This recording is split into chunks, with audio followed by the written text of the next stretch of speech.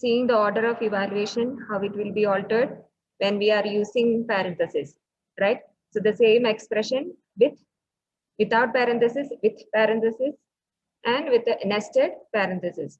So how the value of XYZ for the same expression will be changed, or the result will be changed when we are having parentheses and when we are having a nested parenthesis, we have seen in the last class.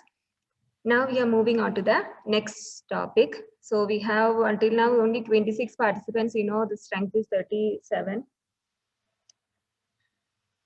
So the new student, Yogesh, are you there? Yogesh. Yeah, ma'am. Okay. So you are supposed to, like I had communicated with you, the Google Classroom link, and you have to join in all those classroom, Google Classroom, and I have given all the video classes. So watch it before attending. Every day I'll be asking with you which all videos you have completed.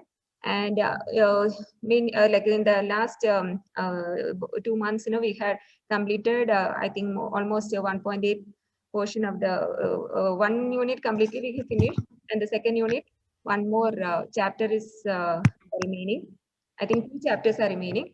So after that, you know, we will be, so after listening to videos, you have to write the assignment, and one more is presentation. So everyone was sending the recorded presentation. So first you have to watch all those video lectures, and then start seeing the assignments. No, you have to write the assignments. So I'll be tracking with you, but I'll be asking you. Okay, then now we are moving on to the next topic. Others also, like those who joined before Yogesh, like Gerard and all, you have to keep a track, and then assignment also. I had asked you to submit, but some issues were there in the last week, you know, so I couldn't follow it up. I'll be asking you for the submission, and then based on that, internal marks will be calculated. Okay, so now we are moving on to the topic type conversion. So you know that in C program, we have studied in the first unit the different data types which are supported in C.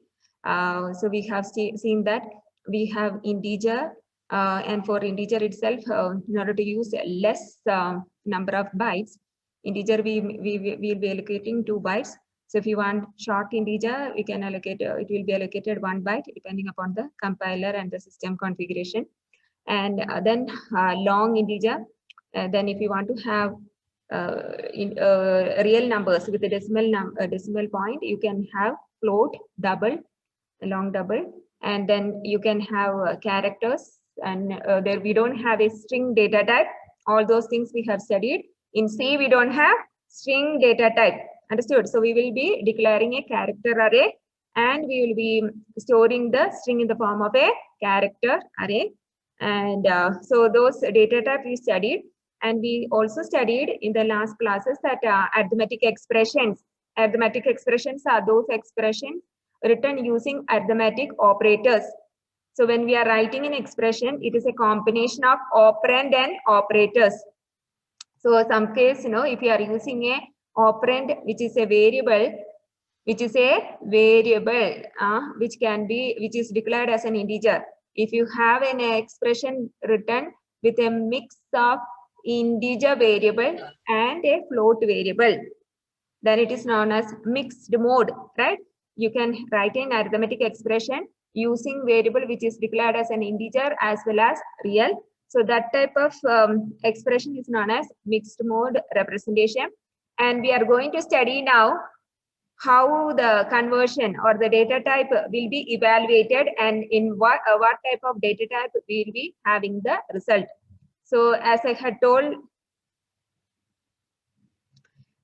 C permits mixing of constants and variables of different data types. In an expression, we can have constants and variables of different data types.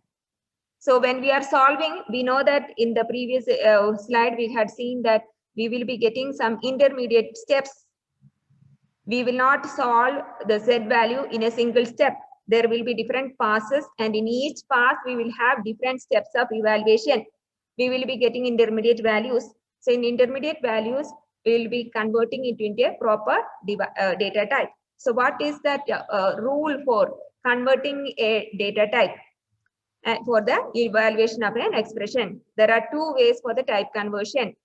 So in order to solve an expression which is having mixed mode, that is some variables declared as integer, some as a long double.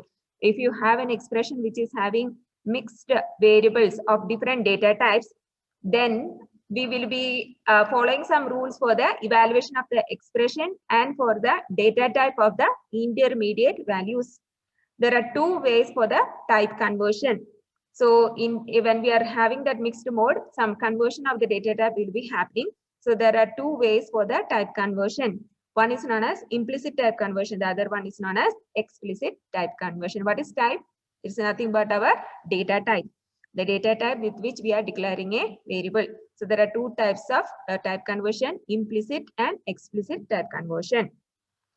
So you can implicitly and explicitly convert. So implicit type conversion is nothing but the conversion of the data type which happens automatically. Are you all listening? This is an important question for the university paper. What is type conversion? What are the different types of data type conversion? Type is nothing but our data type. Implicit means automatic conversion. C automatically converts an intermediate value to a proper type. This automatic conversion is known as implicit type conversion. The rule of type conversion is the lower data type is automatically converted into higher data type. So you need not bother. In the C compiler, lower data type will be automatically converted into a higher data type. Are you all listening? My voice is breaking, huh, Deepak? Anyone else is having an issue? No, ma'am. No, ma'am. Deepak, you can sit in somewhere where signal strength is there. Okay. So the rule of type conversion, implicit type conversion is lower data type is automatically converted into higher data type. So for that, we will see an example. So before moving on to the lower and higher data type conversion example, we will just see which are the lower data type, which is categorized as lower data type, and which are categorized as higher data type. You know that lower data type are those data types which use lesser number of bytes. Okay, you know that short integer and character will be taking only 1 byte, right? Depending upon the compilers, but when we executed the size of in C compiler, it was showing 2 bytes, but you have to keep it in mind that according to the textbook only we are following now, because it depends upon the system configuration, the number of bytes used and also the compiler. Praveen, you are trying to tell something? Okay. Theoretically, short int and character will be allocated only 1 byte. Are you all listening? 1 byte. Integer will be taking 2 byte. So when we build up the hierarchy of data type, we have to show that short int and character will be allocated only 1 byte. Integer will be allocated 2 byte, right? So long int again unsigned and signed will be taken will be allocated 4 byte. Float will be taken will be allocated 4 byte. So the evaluation adheres to the strict rules of type conversion. If the operands are of different data type, lower data type is automatically converted into higher data type. Lower is nothing but the data types which will be taking the fewer number of bytes. Okay, so higher type. So when you have a mixed expression with a mixed operators, operands, the lower operands of lower data type, when we are evaluating, it will be converted into higher data type. Okay, so before the operation proceeds and the result is of higher data type. If I am having an expression a plus b, if a is of short int and b is of integer, a will be converted into int and the result will be in integer. Got it? Now we will see an example for that. So here I have an expression x equal to, so first itself you have to see that I is a variable which is declared as an integer. I and x are declared as an integer. Float f, it is declared, variable f is declared as a float. D is a variable which is declared as double. Li is a variable which is declared as long int. Got it? And I'm having an expression x equal to Li. Li is of type long integer. I is a variable. So Li divided by I which is I is declared as an integer, and plus plus again the variable I is multiplied with the f, which is a variable which is declared as a float, and we are subtracting d, which is declared as a data type double. So this is an expression. I'll show you into the next slide also. This is an expression which is in the mixed mode, having combination of variables which are declared as long integer, float, and double. Got it? So you know that it is a mixed mode arithmetic expression, and we are going to evaluate an expression following the implicit conversion. So in this example, whichever variables are declared as integer will be having 2 bytes. And here, you know, long integer li will be allocated 2 bytes. Float, the variable f is allocated 4, and double, the variable d is allocated 8 bytes. So you know that here the lower data type is integer. So when we are having an expression, the precedence order, when we see, you know that the first part which will be evaluated is li divided by I. So you know that one is integer and the other one is long int. So integer I variable will be converted implicitly to long int. Got it? Long means long int. Okay. So both the variables is now converted into long int, and the result or the intermediate result also will be in the data type called long int. So like this, each of these expression, we will see how it is been evaluated. So here, this is the expression x equal to li divided by I plus I star f minus d. So tell me in which order it will be evaluated.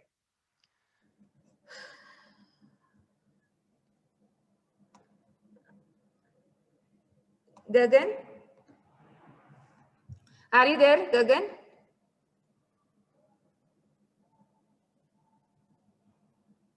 Tell me which is the part of the expression which will be evaluated first. Gagan, are you there? I'll be marking absent if you are not responding.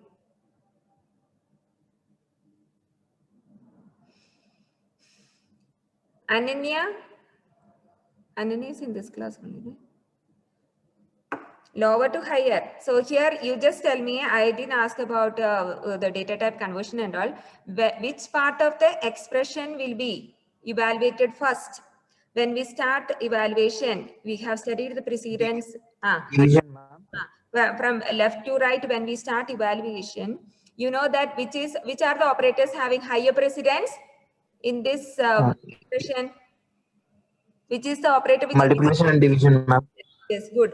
So multiplication and division is having higher precedence. So that comes under high priority. Under low priority, which all is coming? Addition and subtraction. So in the first pass, you know that you will be solving the expression which is having high priority. And again, you know that division and multiplication is having high priority. Then we have to consider the left to right associativity. So when we start from left to right, the first operator which we encounter will be the division operator, and it will be taking the two operands li and I. Li is declared as a long int and I is declared as an integer.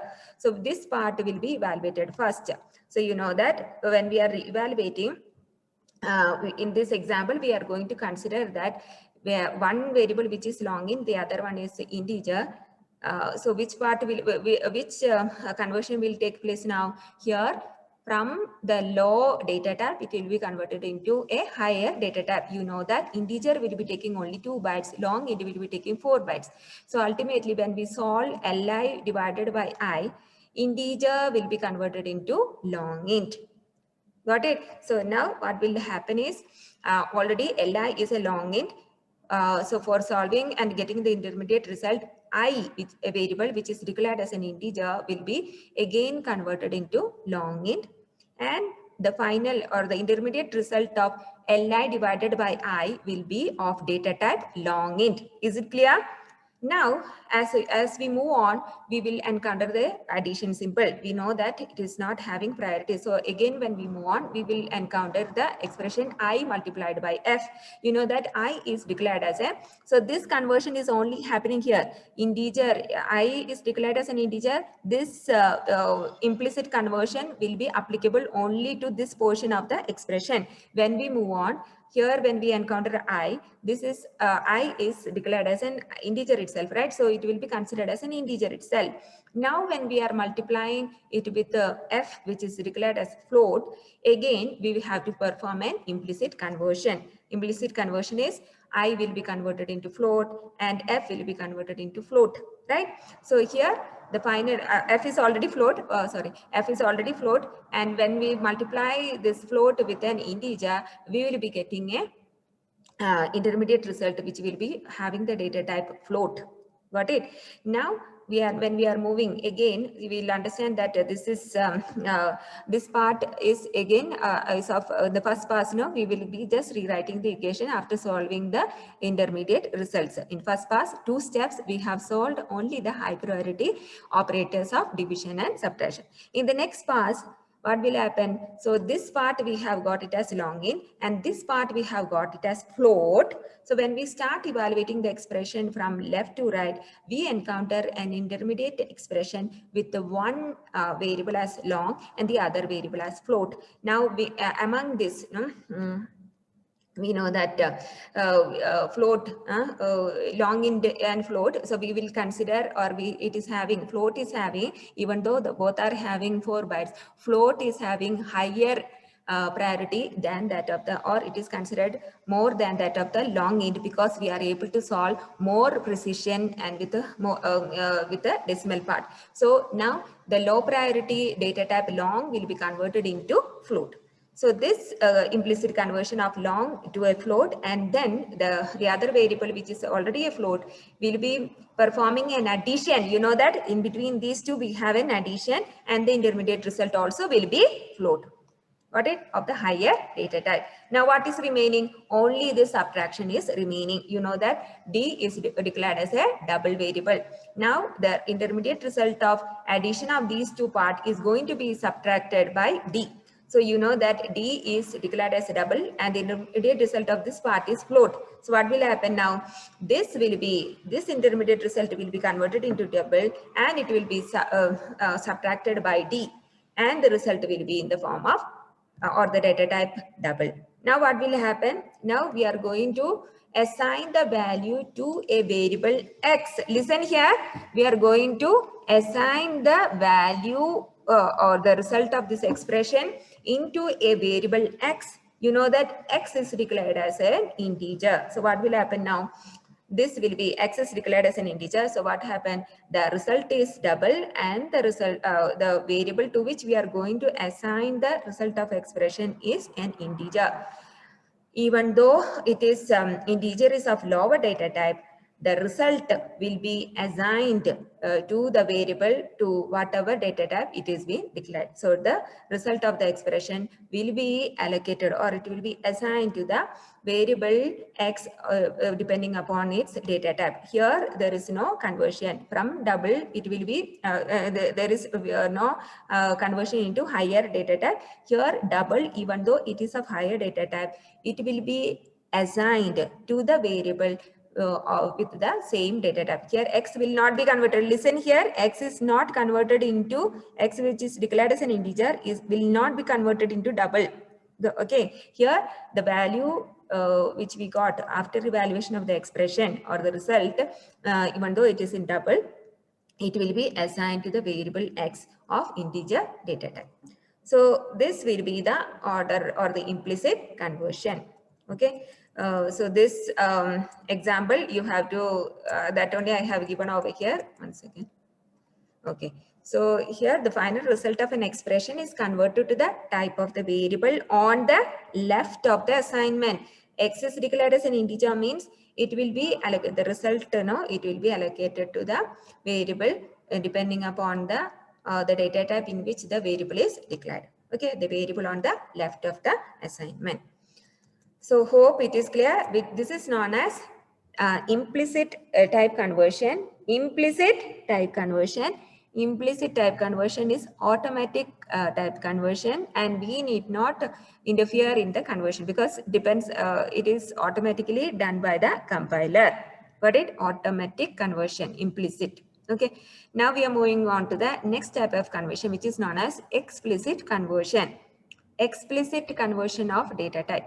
is a process by which we are forcing the type conversion. We are forcing the data type conversion. Explicit conversion is local conversion. Explicit conversion is local conversion. And the syntax for giving it is type name. What is type name? Data type name. Followed in bracket, followed by the variable. So if you have a data type, so here you know that the type in bracket is any of the data types supported in C, and followed by either a variable or it can be an expression. Got it? So an expression it can be a constant and a variable and or an actual expression, which is a combination of operand and operator.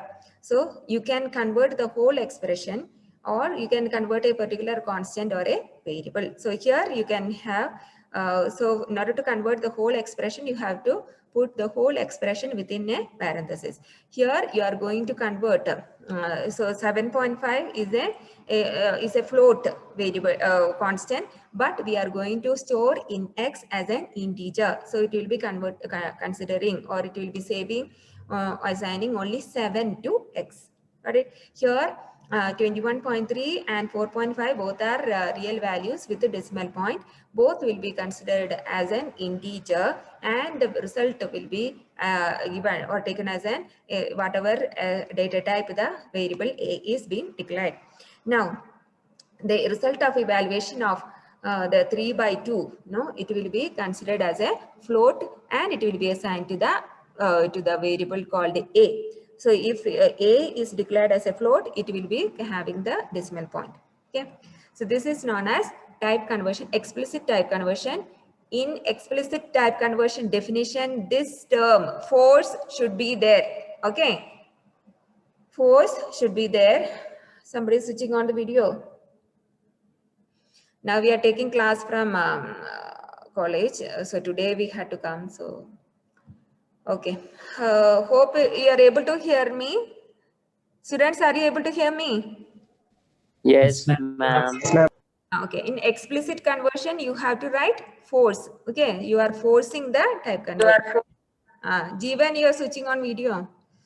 Okay, we should have such session, no? We should switch on the video. When we are asking you to switch on video, you will not switch on. Then why to?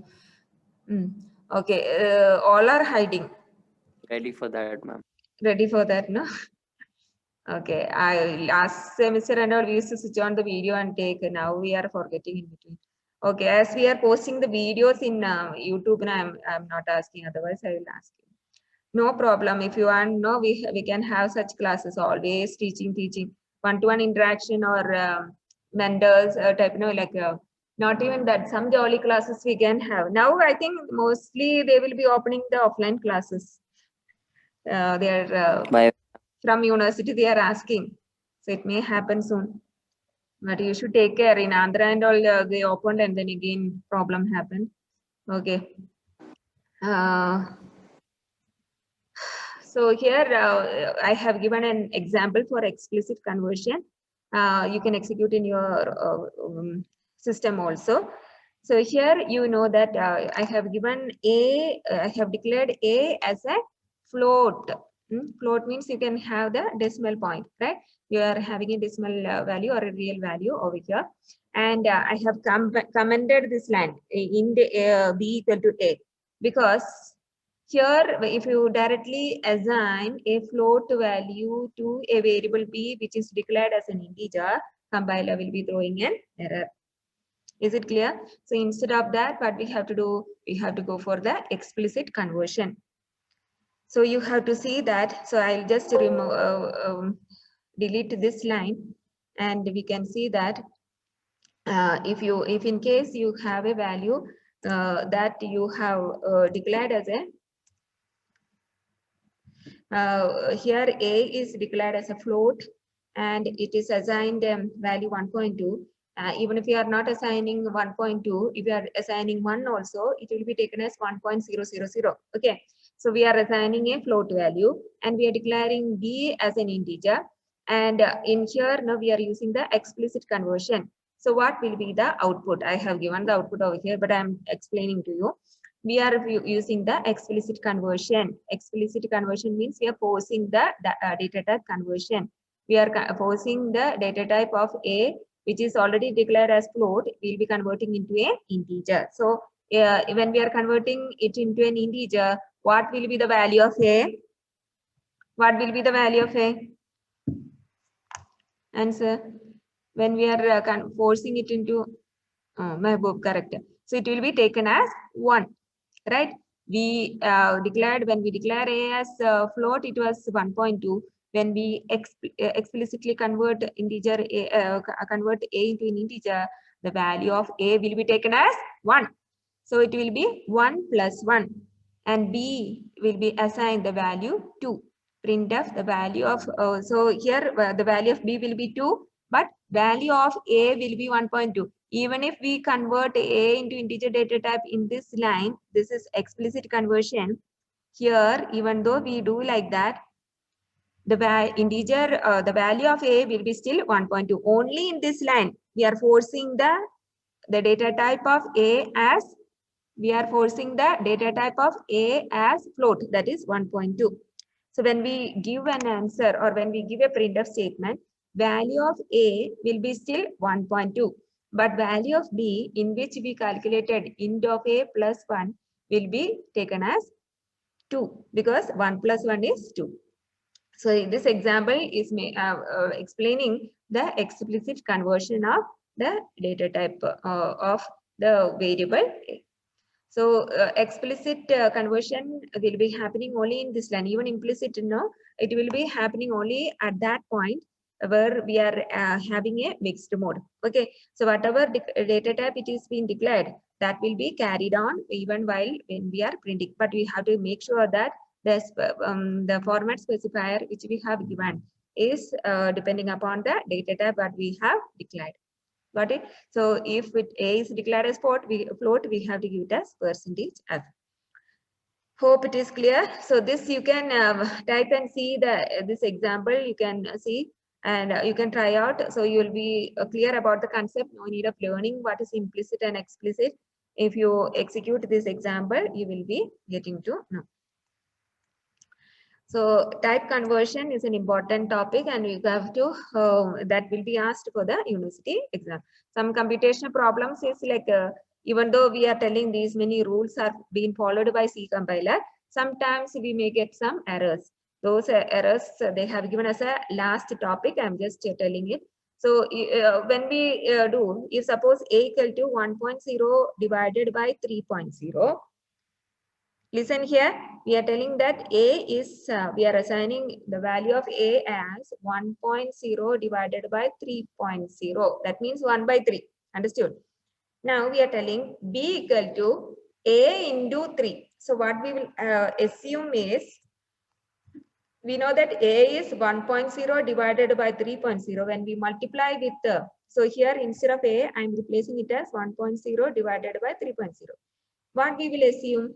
We will think that when manually when we do, we will cancel these 3.0, right? And the answer we will assume is 1, right? We will assume that we will get A, B as,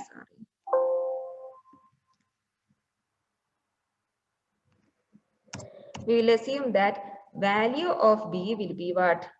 After cancelling these 2 3s, we will be getting what? We will be getting B as 1, right? But when we perform, it is not 1. What will happen? A will be calculated first as 1.0 by 3, and the answer will not be, and that whatever point value we are getting, that will be substituted. If A is declared as a float, that point value will be substituted over here. If it is an integer, it will be substituted as 0, and the result will be 0. Got it? So we may get some computational errors. What we expect is we will be manually when we do what we will do, we will strike out this 3 and we'll get an answer as 1. There is no guarantee that the value of B will be equal to 1. And the problem is division by 0. The third problem is overflow. If you are declaring as an integer, the maximum value it can store. That there is a limit for that. So if you are declaring, that's why when we were doing factorial program, if you are giving as int, it will not work. Then I told you make it as double. Make it as long int. And if you want to have a better value, you can even go for unsigned int. Why we are telling it as unsigned int? We are not giving the first bit for storing the sign, and we are considering only the positive value. Means we can store both the the number of bytes which we are allocating. If we are making it as unsigned, it will not be used for storing the sign bits, right, or the negative integers. It will be fully taken onto the positive side. So we can have most values stored or higher, greater number of values stored if we are declaring a variable as unsigned long int. Understood? So this these are the things, you know. Overflow means if the data type declared is not enough for storing the value of the variable. Okay, so these are the things which we have encountered. Like, even though we have many precedence rule and computation rules, it may have such small errors. That as I told, and some other errors which we our C compiler is also having. Now we are moving on to the next topic, which is the last topic even in your in the syllabus. That is library function. We have already seen library functions in C languages are those inbuilt function. We know, we studied already that header file, but as the topic is given as library function, I am taking it again. So here library functions in C are those inbuilt. We are going to study about user-defined functions in this last chapter. After this, I may take functions, but we have some inbuilt functions. Inbuilt functions, where we have these inbuilt functions, they are grouped under the header files and stored inside the C library. All are listening? So inbuilt functions are not user-defined functions. These are already written and compiled by the C programmers, and it is stored or it is grouped under the header files under C library. These library functions are used to get the predefined output. So when we are using examples for the inbuilt functions, tell me what one example at least for the inbuilt functions. Any one of you which we are using in our programs? Any of the inbuilt functions? Tell me. Over.